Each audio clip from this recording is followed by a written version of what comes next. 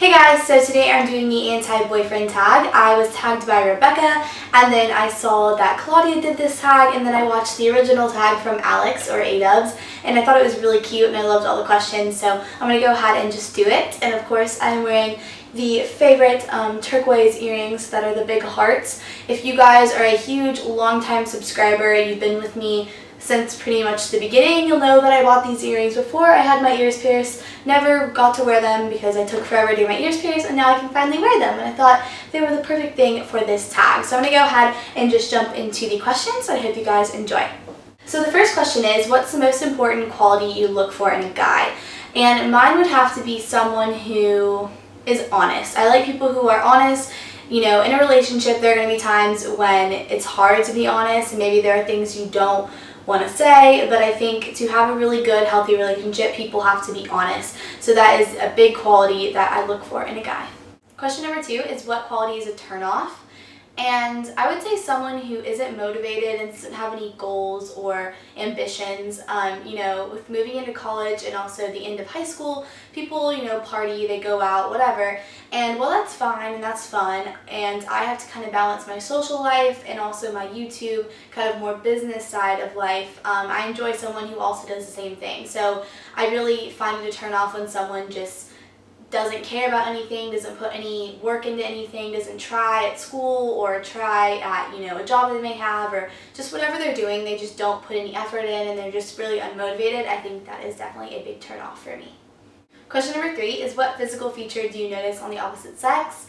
And mine would probably be the smile. So not like just their teeth, but their whole smiles. Like if they have dimples, if their lip kind of curls, if they have a big smile or like a little smirk. I think that's definitely the first thing that I notice on someone, and that's kind of just what I pay attention to when I first meet a guy.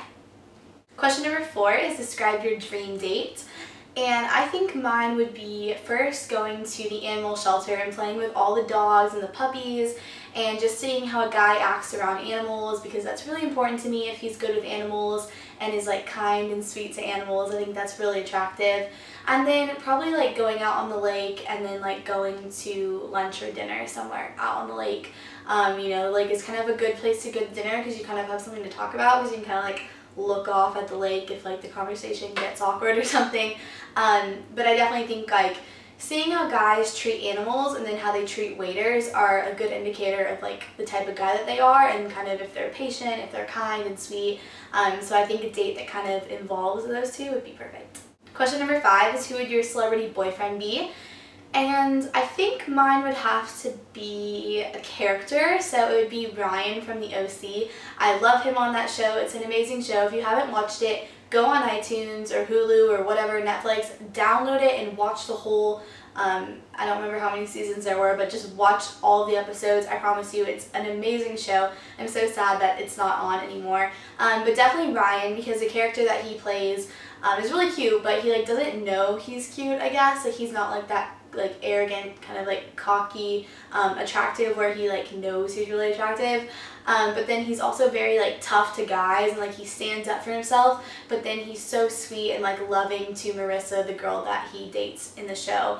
So I'd want a guy like that, who's very tough and like manly to other guys, but then is really sweet and loving towards me. Question number 6 is, what is a relationship deal breaker, something you might end a relationship over? Probably someone being dishonest, of course, like cheating on you or something like that. I'm not really good with like giving people a ton of chances if they lie, just because I feel like someone who lies, if they continue to do it, that's just kind of something they feel like morally okay with, and I just cannot stand when people lie. So kind of back to, you know, how honesty is very important to me. I think someone who can't be honest is just someone you can't have a relationship with. It just won't work. So that would definitely be a deal breaker for me. Number 7 is, what is a relationship deal maker? And I think it would be someone who really supports my YouTube and who truly like cares about me and like wants to know about my life and not like just their own. And I think that sounds kind of weird, but like someone who tries to put an effort on to know like how I'm doing, what I'm up to, all that kind of stuff, and just not someone who only is kind of like interested in what they're doing. And also, of course, as I said, being okay with my YouTube and supporting it is really important to me. I actually went on a date with a guy once, and we like took a picture or something, and then the next day, like after the date, he was like, hey, I don't really think this is gonna work, like I don't really think I want to date you anymore. And I was like, oh, you know, why?